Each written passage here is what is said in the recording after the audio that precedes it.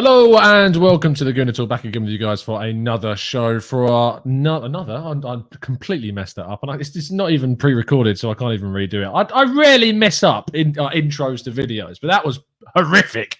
That was dreadful. But hello and welcome to the Let's Talk Arsenal show, our twice weekly, more casual, chilled chat show regarding Arsenal, where you guys in the chat box become much more of a focus than we usually are able to do in our podcasts and reactions and stuff like that. So it's one very much for you guys to listen to. But on Tuesdays, what we try and do is have a guest so that we broaden our conversations. And I'm going to be showing you who that is in just a second.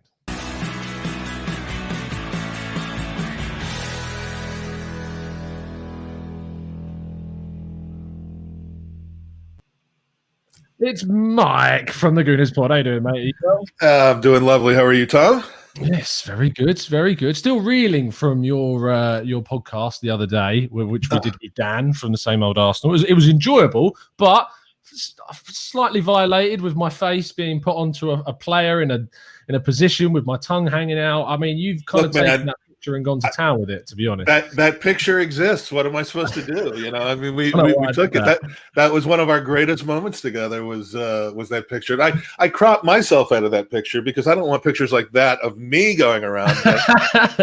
Now that podcast last week, by the way, you know, that's one of like old school Gooners pods with just banter out the window, and I commend you for reaching over the divide of the professionalism and being part of it. You towed the line perfectly. But every once in a while, I go back and listen to our own podcast when I really, really, really enjoyed it. It doesn't happen very often because, you know, why listen to the same thing you just did? But that night I was in bed listening to the podcast, and I almost got divorced because I was laughing so hard that my wife just kept nudging me in the side. She's like, stop. I was trying to hold it in, but I couldn't. You corrupted Owen. No, that's what you've done. And I mean, I said it on the show. It's that he started off as one of the listeners of our show. He became a member. He comes onto the channel, he became one of our writers when we were doing more pieces on the website before I got my job. And then he's been completely corrupted by you and Andy. I appreciate your podcast becoming the feeder league for the Gooners. It is, yeah, it's the feeder league.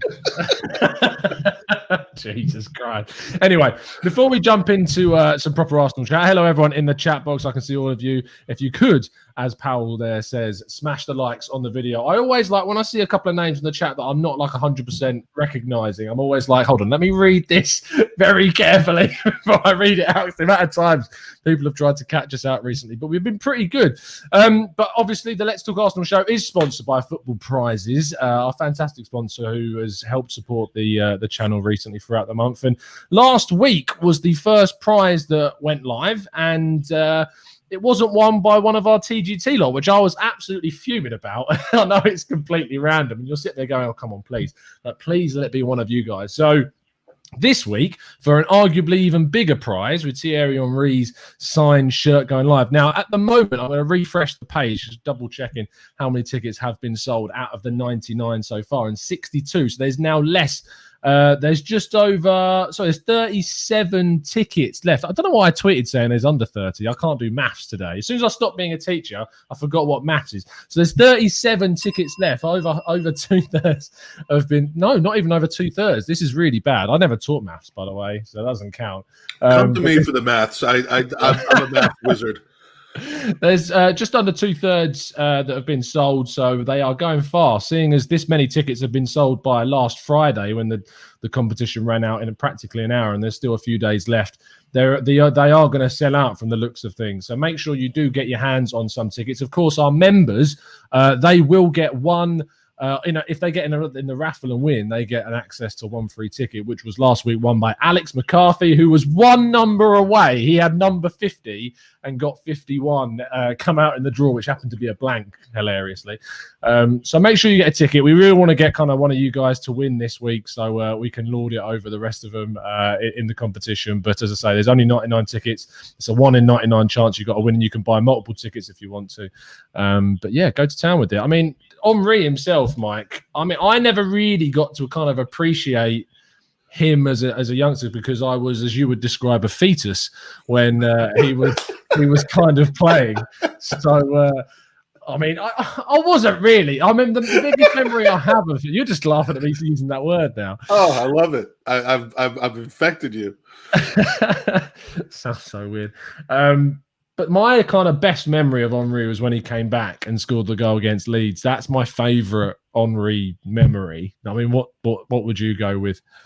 You know, it's funny because whilst not a fetus, you know, I've talked many times about how at a particular stage in my life, which happened to be about 1995 to 2003, I was kind of tuned out of all sports, not just Arsenal, because of family and school and other things that were going on. And I know that sounds ridiculous now. I would have never let that happen now, but, you know, I had kind of tuned out. So I missed most of Henry's prime. I missed Bergkamp's entire career.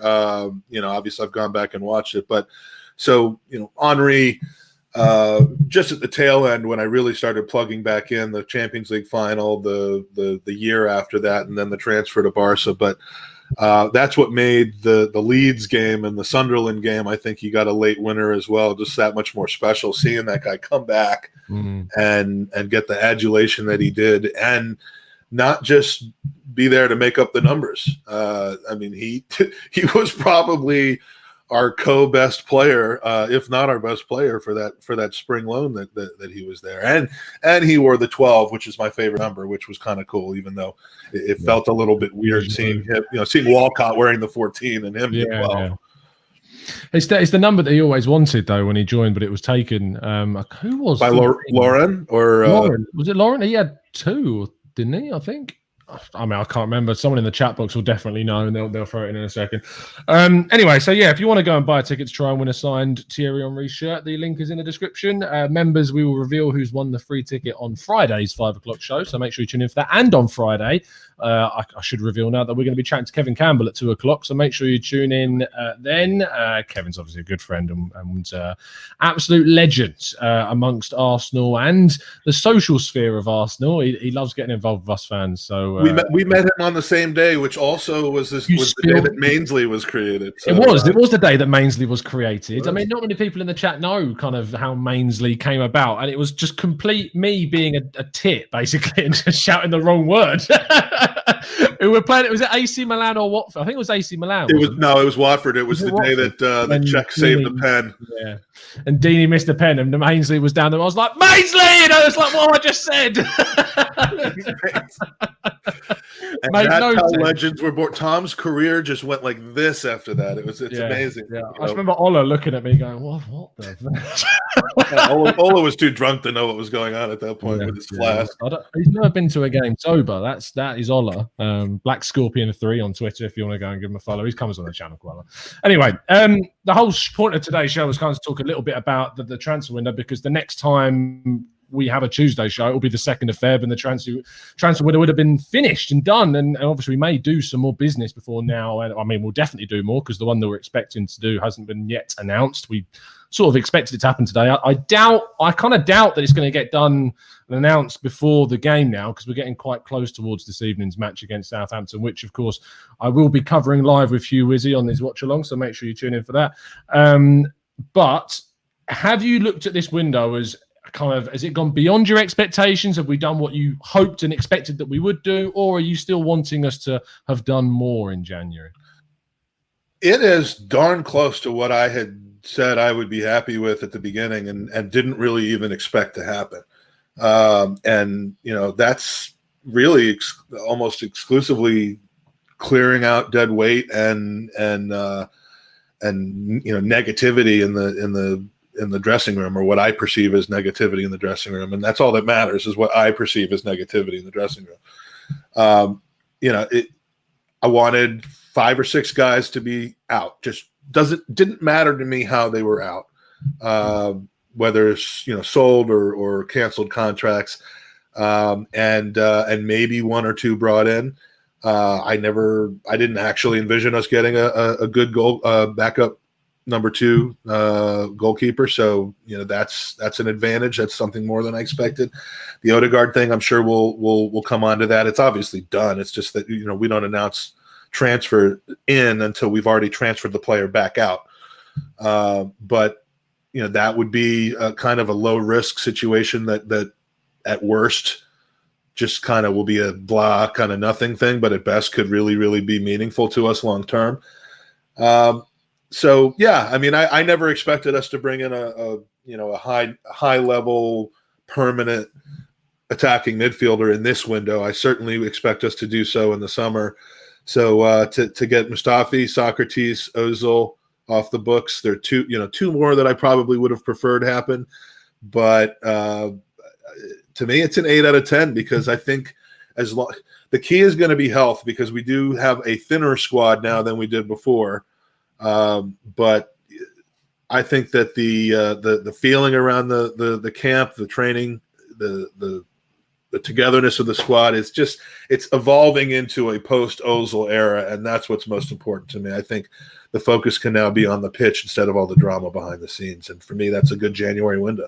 Yeah, I mean, I'm interested to know. You said 8. I mean, what makes it a 10? Is that if Mustafi goes, that takes it up by 2 points, or no? Well, the player that I want gone the most, really, it probably would be problematic for us to sell him in this window, and that's Granit Xhaka. Really? At He's this the point, one guy out of the whole team, but Willian, Pepe's like. All right. Transferring Willian out is not happening. We can freeze him out. We can look for something in the summer, but no one's buying him, and we can't cancel a contract 16% of the way into the contract. Yeah. So I just did some maths for you there. So, yes, if I had to list players that I just absolutely never wanted to step on the pitch for us again, it would be Willian first. But Xhaka is one of the guys for me that when fans start coming back to the club, he's just not someone that I enjoy being an Arsenal player. And I think he probably has some value. There are some players that we need to sell for money, and I think he would be one of them. I think, in the summer, Bellerin could be one of them. I think, at this point, as much as I hate to say it, we might have to cash in on Mainsley, Nketiah, and those things I'm not seeing happen. So I do kind of see us holding on to players and Willock who are just not going to end up being good enough for us. Yeah. But to get rid of them in this window doesn't leave, especially at this point in the window, doesn't leave us much time to get adequate cover. So we move forward for the next 4 months and see what happens over the summer. There was lots of positivity in the chat. I saw still a lot of people putting kind of 5s and 6s. If you were some of those people, I'm kind of really interested to know why you still think it's a 5 or a 6 out of 10. I'd love to. Not enough. I'd have to imagine it's because the shiny object. Yeah, we didn't bring in an Aouar or a Buendia. We didn't bring some. That's what I imagine. But if you were one of those people, we love hearing kind of the opposite side of the fence. So please tell me and give me an explanation as to why you think it is as low as that, or maybe even lower. But lots of you still thinking very, very positively. Ian R says 8 out of 10. Dandy says 8 out of 10 would have been a 10 if Mustafi leaves. Vinny said earlier on, Tom can't give a 10 because he always sees that there's room for improvement somewhere. That's a very teacher way of looking at it. Tom is a 10. So he can't give a 10 because he is one. I mean, it's debate. I don't think even the missus would describe me as such. So I appreciate the compliment. But no, there is always room for improvement. When you've been married as long as I have, you start looking at people very differently. God, Jesus Christ. Christopher Fogg says easily a 9 out of 10. Bulgarian Gooner Drago says, because we didn't get Zidane, it's pathetic, frankly. Anonymous says it's not 5 or 6, it's a 3 or a 4. I mean, wow. I mean, tell me why, Anonymous. I'd love to know. I'd love to know why you think it's like that. Yonick says, again, should have let Xhaka go in the summer, get some value for him while he's in form, because we know he's going to be consistent. I mean, yeah, he is obviously going to dip. The form is always going to go up and down with Xhaka. And I do get the point in saying that he needs to be moved on, and I understand that. It's just, if he does move on, I don't want us to then go, well, we've kind of got El Neni for another year. We've got. No, I can't. I want to see Arsenal go out and invest. If you're telling me that Arsenal are going to go out and bring someone of Basuma's level in, then I'm all for letting Jack. Yeah, that would be the dream situation because and again, anybody playing next to Partey is going to look better than they do when they're not playing next to Partey. So we've seen, especially in recent weeks, that Granit Xhaka can be, and I've even given him some props for his defensive play over the last couple of weeks. It isn't about that for me. It's about everything else. It's about, do I like this guy, being one of the first guys on the team sheet every week for my Arsenal when, he just seems to be at odds and, battling all the time with fans. So I've had enough of the guy. I finally had enough and I'm not going back. Have you got a shirt with Jack on the back? Oh, I actually wore it yesterday. I have shirts with Ozil on the back, Nasri on the back, Van Persie on the back, Kolasinac on the back. No, Joey or Tom? Tom's got Mainsley. Tom's got Mainsley, and he loves that one. But that's why I stopped getting names on the back. Except this one, I finally gave in last week with Tierney. But I don't do it anymore because I pick the worst players. But I don't want him on the team anymore. And I think he's actually benefited quite a bit from there not being fans in the seats right now. Yeah, no, I agree with you. And I think not just him, though. I think the whole imagine this season if it had gone the way that it did with fans in the ground. I don't know if it would have done. Obviously, I think that the fans being there have a massive impact on the outcome of games. And we don't know if we would have been in the same situation or better or even worse. Who knows? But on the flip side, it could have potentially piled the pressure, the overt pressure onto Arteta to make changes sooner than that. It's hard to know whether they've been playing without pressure or whether they've been playing without a kind of this outer control that the fans can sometimes exert subconsciously on personnel decisions. So. Yeah, I agree. Dubia in the chat says, great window so far. Done what we've needed to. Summer window is the real acid test for me. And I think, and we talked about this on last Thursday's show about Edu and kind of the job that he's doing. I was extremely kind of frustrated with him towards the end of the window. We then got Partey in, which was a big plus, but we still didn't get to add that creative player that we needed. And that really showed. And ultimately, I do put that down. There is obviously Arteta comes into it with the continual selection of Willian and some of the other players, but I put a lot of the criticism on Edu for not bringing in that creative spark that we desperately needed. But we are doing that in January. We are adding, not only we've had the emergence of Emile Smith-Rowe, of course, towards the end of the first half of the season on Boxing Day against Chelsea and beyond, but Martin Odegaard, the D is silent, I've been assured. You've been listening to Derek Ray, I see. Yeah, I was. I mean, Drew sent me Derek Ray's video because he found it funny someone getting proved wrong about how it's pronounced, and he enjoyed that very much. I won't reveal who that person is. He sent me Derek Ray's pronunciation of Odegaard. And I watched a fantastic video, and I have to give credit to, I think it was Vinny in the Discord server. It was either Vinny or Jared, or actually, no, I think it even might have been Dave Lennon that sent this. But on the BBC website, there's a brilliant video of kind of looking at Odegaard's journey from being bought by Real Madrid to going on loan, things not working out, and then coming back to Real Madrid and then reaching the stage where we're at now, where, and a lot of the people saying that he basically, if he recaptured that form from Real Sociedad, he was going to kick on to be a fantastic player for Real Madrid. Now, he's had injury issues this season and hasn't really been able to start because they don't really honestly have a place for Odegaard because he is a 10. He can play on the right-hand side, and he has played on the right-hand side really, really well. But when you're up against the likes of Rodrigo and Vinicius Jr. and Asensio, the boy, obviously you're going to struggle to get regular minutes. And they don't play with a 10. They like playing with a single pivot with the two number 8s of Kroos and Modric or Valverde in those two slots. So it's very difficult for him to get into that team. But in the context of him coming to Arsenal, and I tweeted this out earlier today, you got a couple of silly responses, but other than that, it was all round positive about the fact that the more I look into this deal and the more I immerse myself in the world of this Norwegian, the more I get excited about the possibilities that it has. Now, I did the same thing for Pepe, so it could come back to bite me in the ass. But what do you kind of make about the signing? I mean, I like signings with low risk, and this has relatively low risk. I can't believe Odegaard is still relevant in the sense that I remember when he was.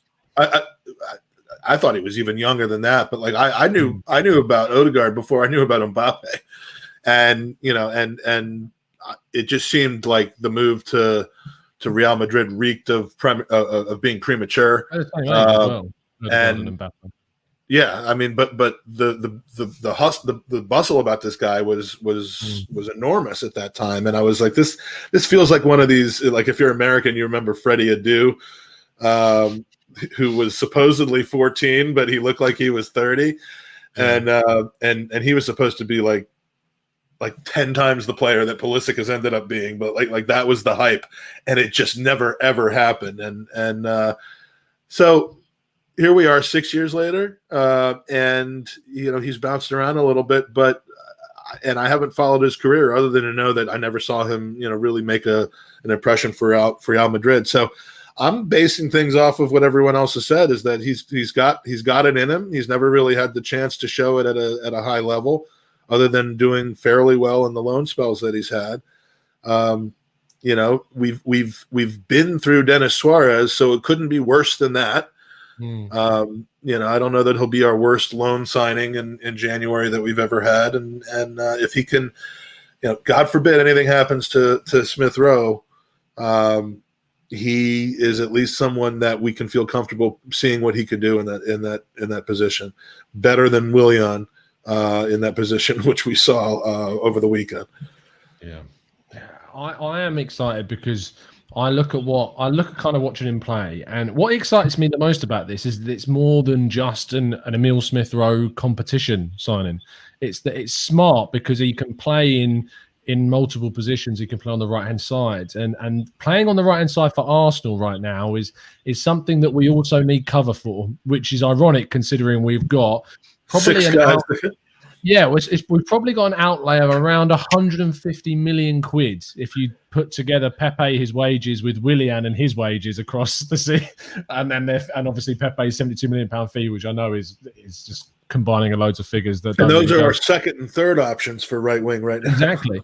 And we've needed the emergence of Bukayo Saka to come through in that position. But Saka's also looked good as a left winger as well. And if Tierney is injured, I'd much rather we played Saka there than either of the two right backs, to be honest. To keep. What do you think Saka thinks about that at this point? When it was Oxlade-Chamberlain and now Maitland-Niles kind of covering at wing back or at fullback, you kind of said, you know what, you haven't established yourself anywhere else in the team, so play where you're going to get playing time and don't complain about it. And it seemed like Chambo complained about it. Seems like Mainsley at least was quieter about it, maybe until recently, but they did a job. And Saka obviously did that job, but he has established himself now as being able to really be your left or right winger. And for him to get put back in left back, look, I have full confidence he can do the job. But do you think that he would scoff at that or not really enjoy that to the point where it affects his play when he is played up front? I honestly believe that it's very different to. I'm trying to think of an alternative. If say Martinelli, for instance, who came in from abroad, wasn't really expected to be in the Arsenal first team, but then earned his place. If we had a crisis at right back, for instance, and we had to, for some reason, play with a wing back, and Martinelli was that wing back, I feel like it would bother him more necessarily than it would bother Saka playing at left back, because Saka, for one, is an Arsenal fan in himself and is still of that age where I think he's still just ecstatic to be playing as many minutes as he is for Arsenal's first team, even though he is one of our most important players. That's why I don't think we had any issues in signing up to a new contract. I just think he is an utterly brilliant kind of young, idyllic professional for the youngsters to look towards and go, look, if you want to get into the Arsenal first team, Bukayo Saka is the perfect example of that. Is you don't get annoyed if you're not getting as many minutes initially. You earn your space. You play wherever you're told to play. You do whatever you need to do. Because Saka played left back or left wing back for a lot of Emery for part of his reign, and then in the start of Arteta's reign, he played part of his time at left back as well. It's kind of as how he broke into the regular first team was left wing back. Because Tierney was injured for quite a long period. He was injured for the whole of the festive period of last year.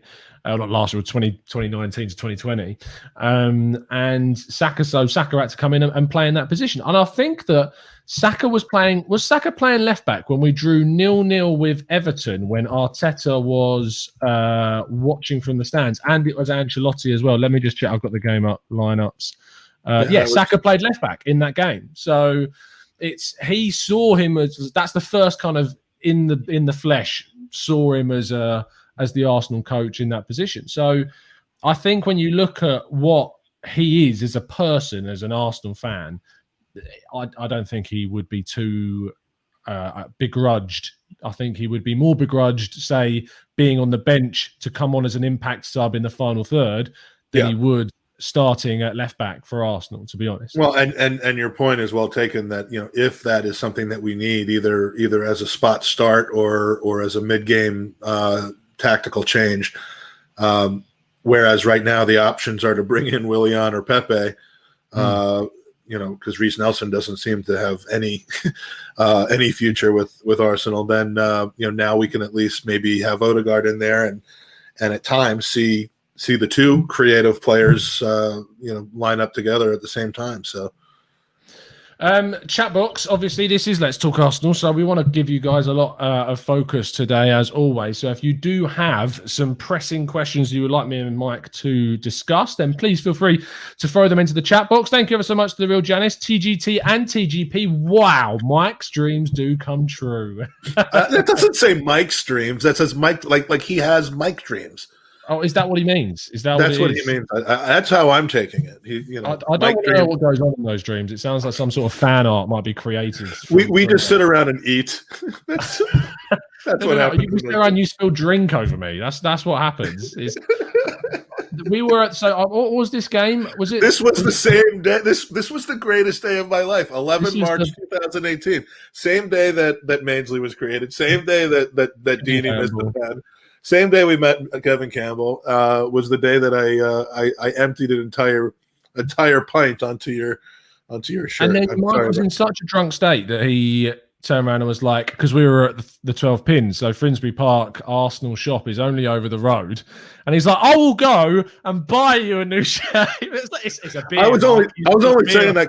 I was only saying that because Kev was there and I wanted to look like Johnny Big Ball, like liquid nitrogen over me, like. Well, you took it like a champ, and 2 years later we're still here, mates. So still Mainsley. What can I say? Juan, I would have felt worse if that had happened when you were a fetus.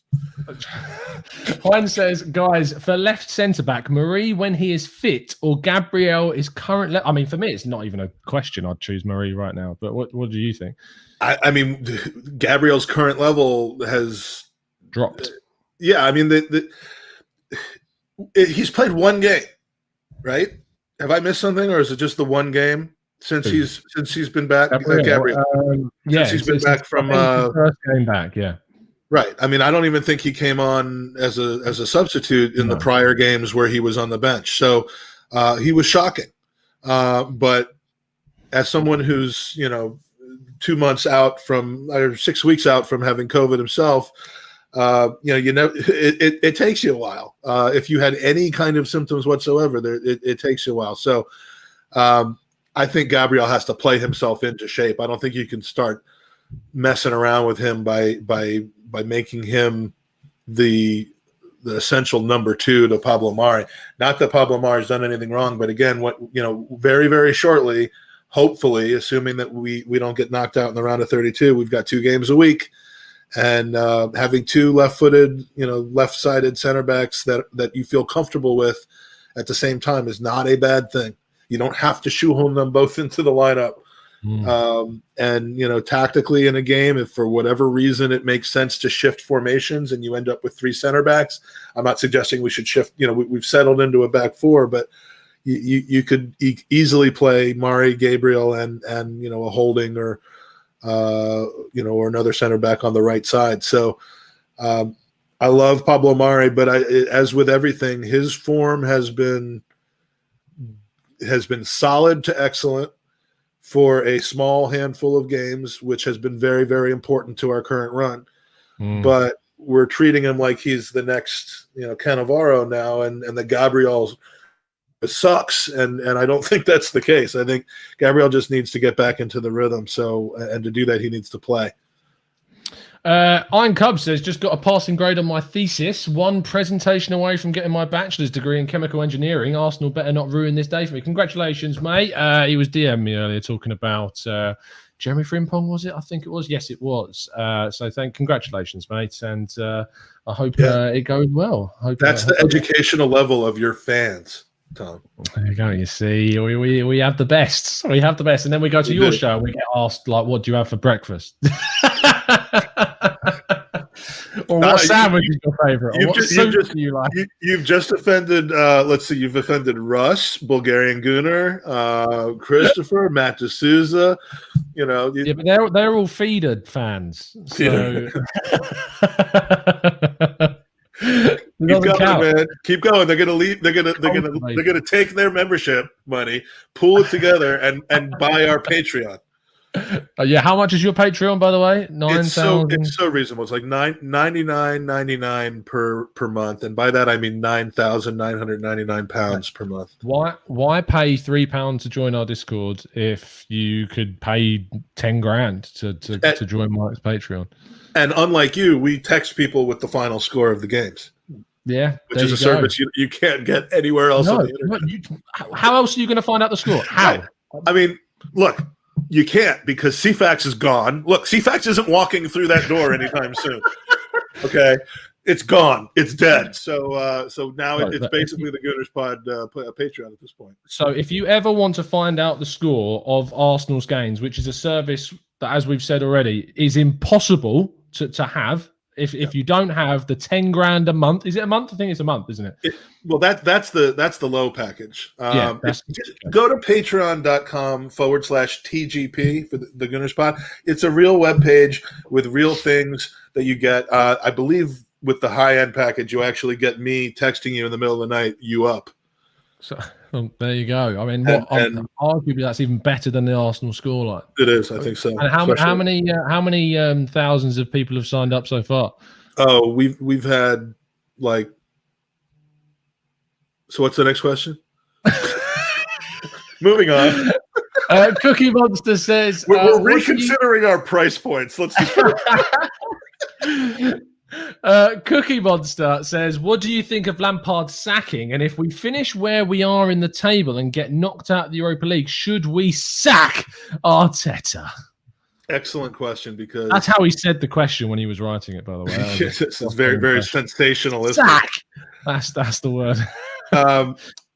I mean, if you're asking me that, I mean, Lampard sacking it's ruthless, and you're going to fall on one of two sides of this. You're going to fall on the side of that's what I want from our club. We need to be ruthless, ambitious, and not stand for anything and pay 150 million pounds in coach fees, wages that aren't with us anymore, and that's what matters. And we need to have an owner who's loaned the team $1.7 billion or $1.2 billion. And look, if you're in it for the long run as a supporter, you don't want to see stuff like this, in my opinion. And all you have to do right now, as much as I hate to say it, is you got to look at Manchester United and see what sticking with Ole Gunnar Solskjaer has done.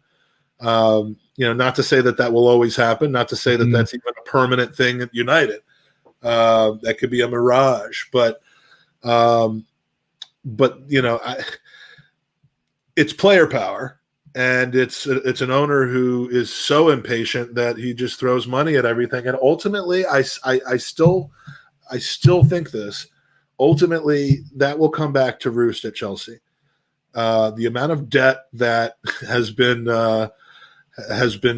accruing there, the way that his he's not welcomed in the UK. I mean, look, there's no sign of it happening anytime soon. But when Roman Abramovich is done with the club, whoever buys the club from him, whatever they pay, the club is instantly going to be worth $1.5 billion less than what they pay, because they're going to have to pay off his debt.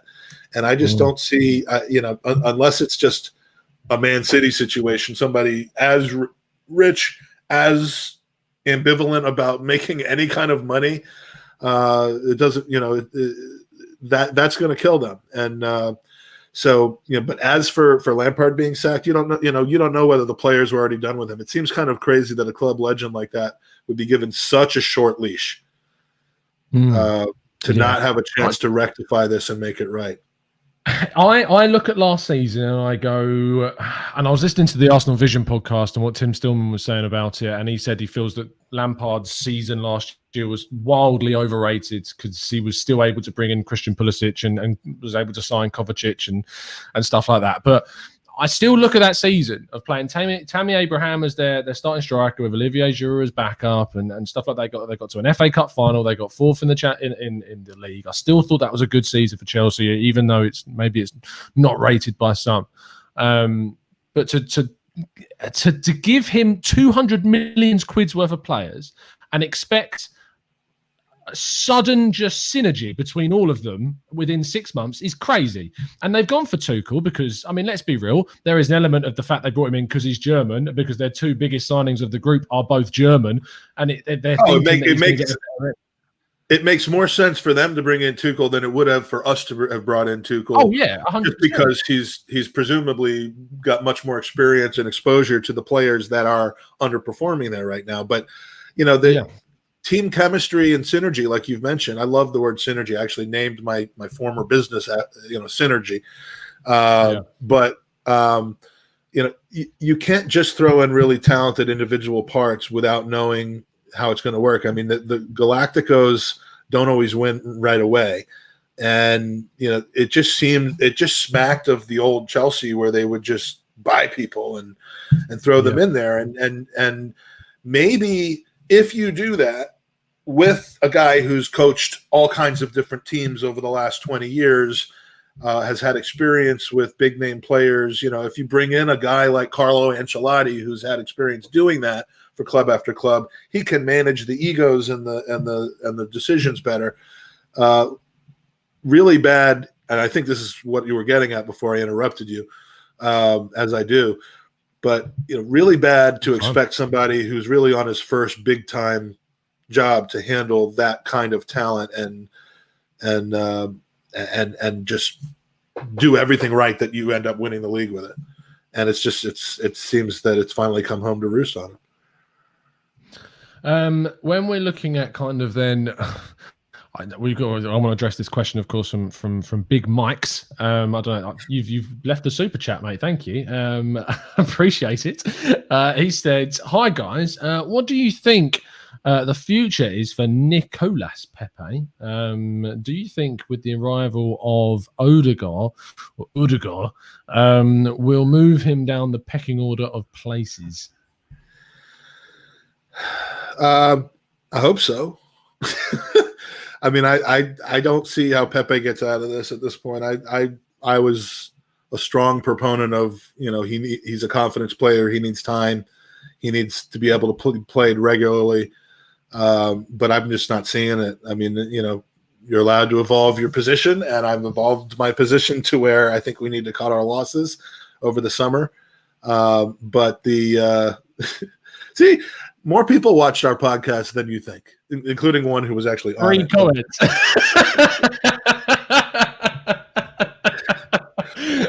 Go on. I was worried. I'm sorry. I didn't actually see that was Owen until after I'd started saying that. But. One of them was the host. Right. I know. That's my point. We had at least 4 people. Not even the host. We had 4 people watching that podcast at least. Where were we? Oh, yeah, Pepe. I mean, I think we kind of touched on this a little earlier. When you said that Odegaard can play out on the right as well as centrally,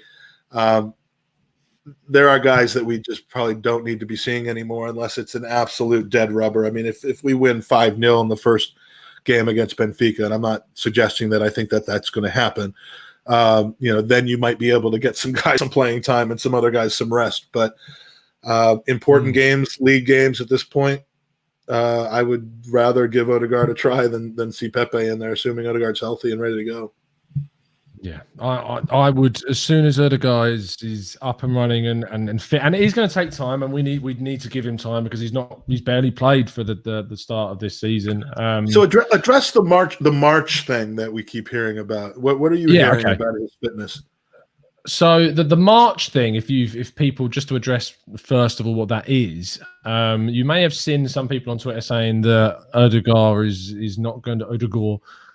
Is not. It is an O sound because I remember saying it's Erling Haaland, so it must be. It's like the kind of like Ozil, but not quite the same.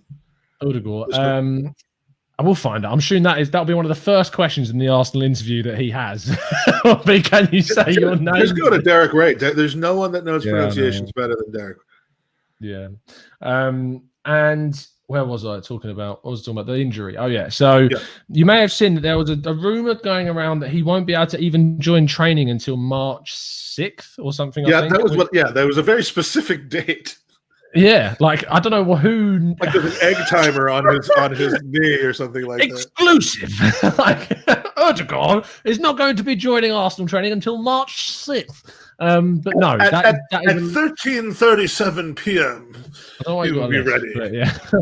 But yeah, no, it's he is effectively. If you read, which I know some people will choose to buy into what he has to say and others will not. If you read Fabrizio Romano's art in The Guardian, whatever you think about Fab, I personally rate The Guardian exceptionally highly. And his article wrote about the fact that Arteta is hoping he is available for Man United on Saturday. So that is kind of the level of difference between some of these reports. Did he say which Saturday though? Because we probably play them on a Saturday like in August or something like that. I'm pretty sure this is the last time we have to play them unless we get them in the Europa August League. Would be next season. So yeah. True, yeah. So no, don't be too worried. And also, I don't know why people go on about injury records anyway, because Thomas Partey wasn't injured once. He came to Arsenal and he's played like 4 games. So it doesn't even matter what a player's injury record is at the moment because they're going to get injured at the end of the day. It doesn't even matter. Oh, that's what's so frustrating. Sorry, Vinny, we're going to call him Odin. Yes, that's what we're going to call him from now on. It's just going to call him Odin because he's Norse. And that's just much easier to say. Rohit says, is Mike from Arsblog? He wishes. I just answered the question. I'm on the super Patreon Arsblog shows, the ones that like no one gets to see. Yeah, they're so exclusive that you wouldn't even realize that I'm on. No. Arsblog will be coming on the show towards the end of in a couple of weeks' time, actually, towards the end of the month. So you will see Andrew from Arsblog on TGT very soon. So Andrew's very nice to come on our podcast. We are not. I've yet to have an invite to his though. So and I'm not waiting on one either. No, it's not happened. But that's absolutely fine. I mean, Clive's on there, and we love Clive. But Clive's voice is a lot more soothing than mine. I've tried to get the most kind of high-tech microphone I can to get the British dulcet tones going through. But Clive's is just a different level. You get those like calm apps that trying to send you to sleep. I could listen to the Arsenal Vision podcast or just listen to Clive and just drift off. So basically what I should tell Elliot is that Tom Canton can't listen to his podcast without falling asleep. Is that the message that you're getting across right now? That I'm going to clip, that I'm videotaping right now and going to tweet out right now? We had a super chat from Real Janice, which I suppose, I'm going to have to probably transfer to Mike now. I love Janice, man, and he watches some of the US based podcasts like Mike Hernandez's, and I think another Arsenal podcast, yeah, and the ones that go at night here, and therefore are on at like 3 a.m. Same old Arsenal. With Gooner and Jess's new show as well, which I need to sign up for. Janice is a true podcast legend in the chat because he's up 24 hours a day. So appreciate it and thanks for supporting Tom with your super chats. Archie says, Tom, do you listen to the Ask God Extra? I do. And you may have actually heard quite a few of my questions on the show. I still do send in questions when I can to Andrew, which I try to make them good enough to get called out on the show, which Andrew is very kind enough to answer. So, yeah, it's a fantastic. If you don't listen to the Ask, if you're very YouTube kind of focused, it's not on YouTube. So it's obviously on your podcast apps. And I know that is something I've been very lazy with. In fact, I have been thinking about employing someone to try and help me get this onto iTunes and Spotify. I need to do that. You're going to employ somebody. Mike Hernandez figured out how to do it in 5 minutes. But I am so busy that if someone could know. But it's not only that; it's converting this into an audio file. Are you going to employ somebody to wipe you as well? I mean, what's next? I'm so rammed for time that I don't have the time. That's why I've not done it. That's a good it into like an audio file and to edit it and to put it up on stuff. I don't have the time. Like it's mental. That's a good problem to have. You know. Yeah. It is. It's something that I'm very happy with. Coleman Maloney says would love to have this on Spotify. So there you go. So maybe what I'll do is I'll employ Mike Hernandez to once you get it set up. It literally, I mean, because I'm now, it used to be Andy because I also did not have time to figure out how to do it. Now that I know how to do it, it takes 5 minutes. Once the show's over, 5 minutes later, I've got it up on all the audio because we started as an audio podcast and a lot of people still listen that way and never switched over to YouTube, which makes a lot of our visual gags kind of, I'm like, this must be so annoying to listen to and not see. You know, when I put a chat up and just everyone just starts laughing and no one understands why. So definitely watch it on YouTube. And speaking of our Splog, for the last thing, we had a podcast that was criminally underwatched. It was one of the most fun things I've ever done, which was the Podlywed game, which you so graciously hosted. I was terrible. Oh no, it was fantastic, and I actually debuted my editing skills in putting up the final version of that. So if you want to watch something fun and it's evergreen, it has nothing to do with how Arsenal are doing, whether they're doing well, not doing well. It won't spoil anything. It won't, whatever. Go to our channel on YouTube and search the Podlywed game. It is good. Yeah, I mean, Tom as host, me and Andy as contestants, Arsblog and Gunnerblog as contestants, and I think it was Soph and Amanda. It was a class hour. It was a lot of fun. Yes. And speaking of Amanda and Sophie, if you don't check out the Highbury Squad podcast, make sure, because I always think of them as the old name, but now it's no. Don't say that. No, we can't talk about that. We're not talking about that. Janice, another super chat. Thank you, mate. Question: realistically, where do you think we will finish this season? Before you answer that, though, Mike, just seeing as we're going towards the end of the pod, and I don't forget to do it one more time. If you haven't yet bought a ticket for the signed Thierry Henry shirt raffle, the link is in the description. Please buy a ticket. Let me just refresh this to find out how many have been bought. It was on 62 at the start of the show. It's now on 69. So of course it is. It's the mic effect. There's only 31 left, guys. No one buy another ticket. No, I'm just kidding. No one buy yours because it's the comedic value, and that's it. But no, there's a lot of questions coming in now, Mike. And we've got 15 minutes left. So let's try and smash through these. Realistically, where do you think we will finish this season? London. That is pretty accurate. What about like league? I mean, I'm just speculating here. What about league position? I didn't look at it that way. It's an easy mistake to make. I would say 6th. Okay, I was about to say that's ambitious, but actually, 4th is 7 points away. So I think we're 8th if we win today. Now, I mean, we're 4 points if we win today. At the moment, I think. Yeah, we'll have played about 9 games more than everyone else, but yes. I think that I don't. Stop the count. We're 8th. It's a better season than last year. It's equal. More clean sheets. Stop the count. Oh, dear me. There's a fantastic question here from Rohit who says, can fish fly? Let's get members, flying fish in the chat. Let's get those going. Can fish fly? Can fish flee? Can fish fly? Can fish fly, Mike? I still don't know where this came from. I still don't understand the genesis of this.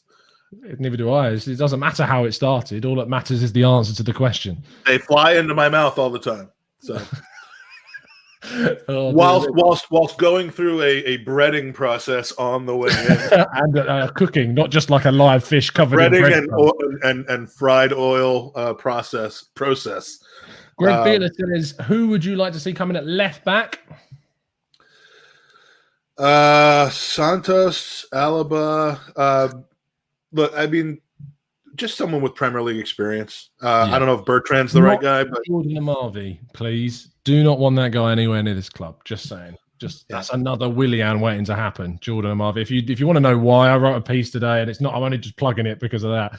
But Andy White, who is the chief features writer at Get French Football News, features in the article and explains why Jordan Amavi is probably not the best pick. So, yes, give that a read on 101. It is on there if you can find it. Link is in the description to the website. Let me scroll down. Matt Thornton says, how heartbroken are you about Frimpong going to Leverkusen? Now, this isn't the Frimpong that we had. I love him. I'm desperately trying to get him on the podcast because he was one of my favorite Arsenal players of all time off the pitch. But so he's had a son now. Is that what we're to believe? No, Jeremy Frimpong is Dutch, not Ghanaian. Okay. And he was playing at Celtic, and he looks like he's going to Bayer Leverkusen. He was at I think he was Man City's youth academy, and then went to Celtic because we wrote a profile on him again at 101. If you type it into Google 101 great goals Jeremy Frimpong, there will be a player profile to find out. They named the website after how many articles you write every day. Yes, that is. I checked today how many I've written since October, and it's on 700 and something. So in 4 months, I haven't done anything 700 times since October, and I mean, I doubt that. I mean, other than maybe like meals, I haven't done anything. I have no energy to do that. But I've written well done. And you have sleeps since then. Yes, that's true. Quite a lot, actually. Quite a lot. Patrick Colson says, has Aubameyang travelled? I don't know if he's travelled. He's certainly not in the squad. I doubt he would have travelled if it's still keeping him out of the team. Obviously, whatever it is, I'm not going to speculate on why he's not playing. I don't think it's something that people should really be trying to dig around to try and find out. It's clearly very personal to him. And I actually did. I did dig around. I asked the person who would know the most that I have contact with on WhatsApp. And is that it?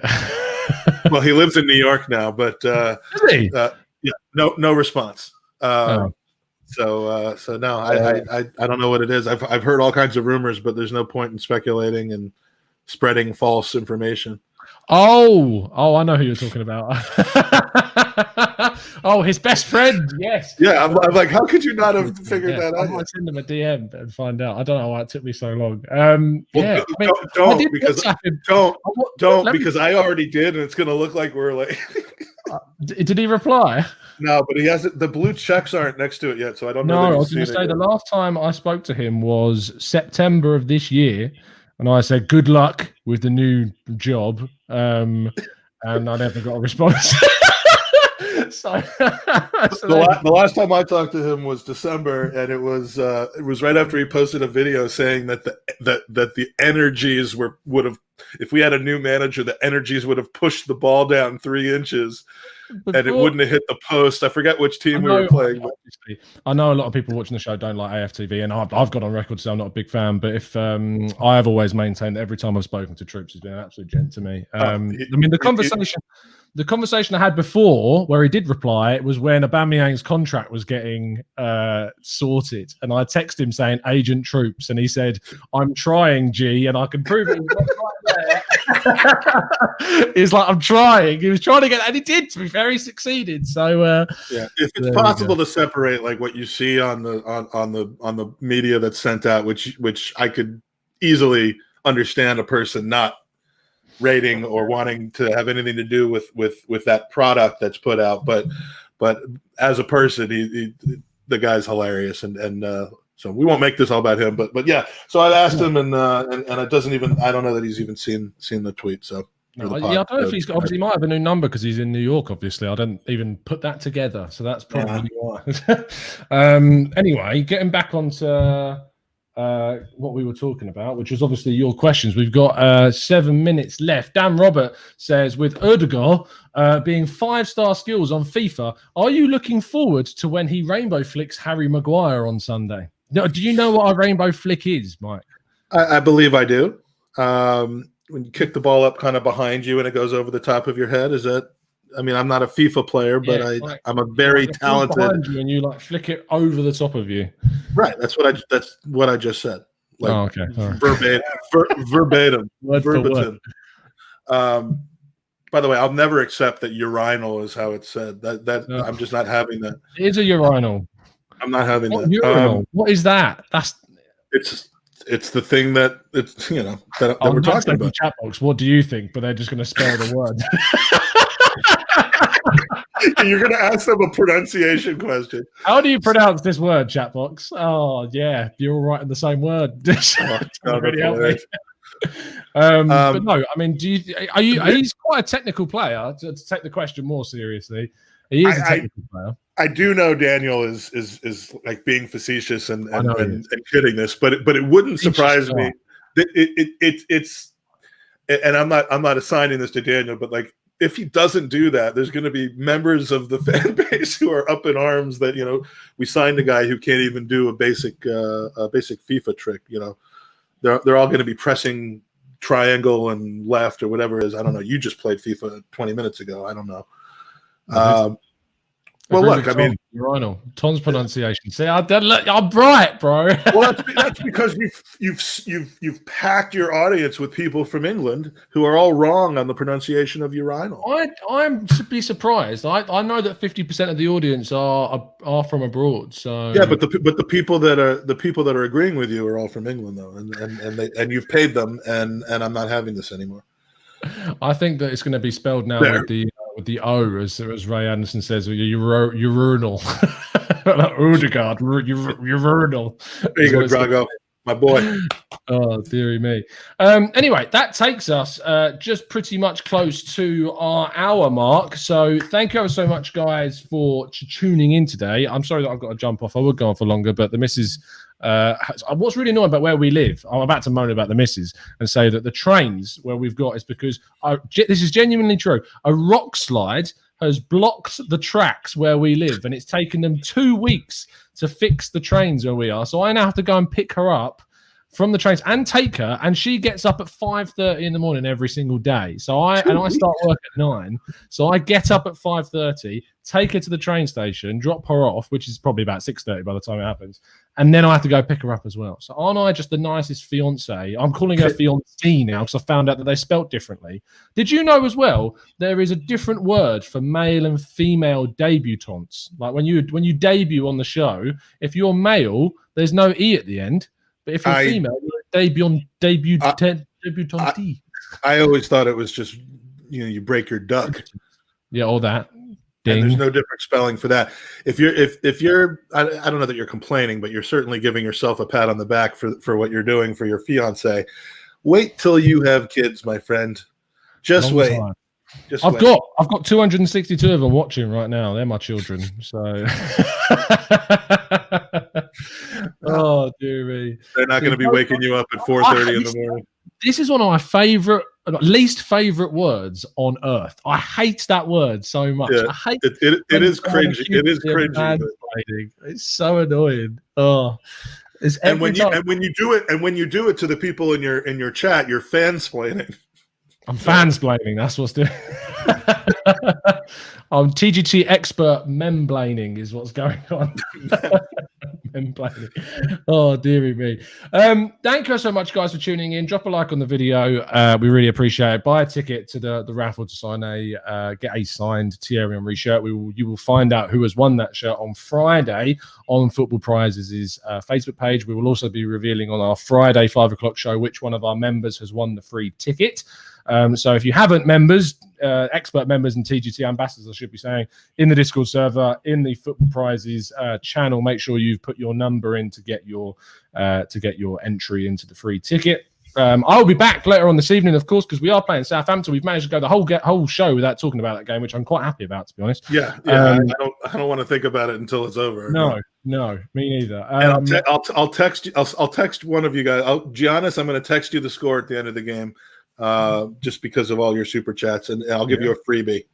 There you go. I mean, obviously, I know that there is no other way of finding out the scoreline, but if you would like to know how Arsenal actually do get on tonight, all you have to do is sign up to Mike's Patreon. It's only £9,999, which is very reasonable for the service that it provides, and he will text you the score at the end of the game.